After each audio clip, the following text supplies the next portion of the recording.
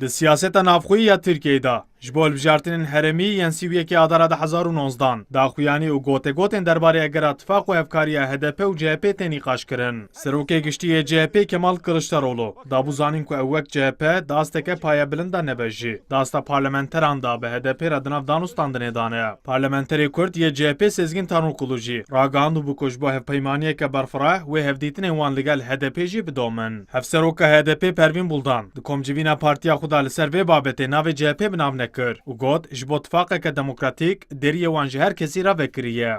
Halklar tabanda ittifak kurabiliyorsa eğer Sîwiyekê adarê ferseneke dîrokî ye. Dema ku gel bikar bi tifaqê ava bike, çima layenên demokrasî nikaribin vê hevkariyê ava bikin. Deriyê me ji bo tifaqê ku di çarçoveyê dewxwazên demokratîkên gel ve bê avakirin vekiriye. Laliyê din. Hevdîtina sürpriz ya serokê CHP Kılıçdaroğlu û hev şaredarê beriyê Mêrdînê Ahmed Türk jî ket rojevê ku ev hevdîtin rê li ber vekir ku di navbera CHP û HDP da bo hevkariyê peywendî hatiye danîn. Berdevkê CHP bo vê mijarê daxuyaniyeke da û ragihand ku ev bes hevdîtineke rêzgirtinê bûye. Cumhuriyet Halk Partisi Genel Başkanı Serokê giştî CHP kî li aliyê demokrasiyê, heq, hukuk û dadê be û tu pêvendiya wî bi terorê re tune be, ev dikare bi her kesî re hevdîtinan bike. Ev hevdîtina bi Ahmed Türk re jî hevdîtineke rêzgirtinê bû. Biya min ev hevdîtin ji bo guhdariya yên hember çi dixwazin pêk hatiye.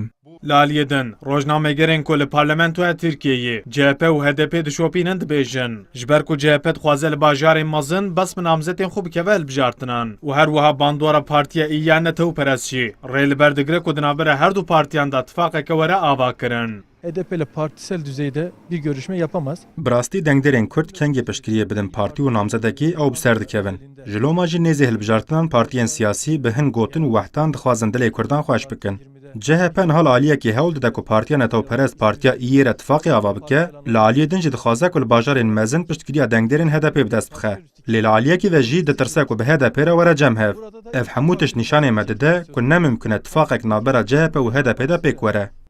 Di hilbijartinên giştî yên 24 Hezîranê da Partiya Muxalefeta Sereke CHP bi Partiya Netewperest İYİ û Partiya Oldar Saadetê re tifaqa milletê ava kiribû û HDP ji ber hesasiyetên Netewperestiyê ji dervê tifaqê hiştibûn. Ji loma jî wek berdewamiya hilbijartinên dawî tê gotin ku CHP û Partiya İYİ hewl didin ku hevkariyeke ava bikin. Her wiha HDP jî li Bakur bi Partiyên Kurdistanê re li Tirkiyeyê jî bi aliyên demokratîk re hewl dide ku tifaqekî ava bike. Ömer Sönmez, Kurdistan 24, Ankara.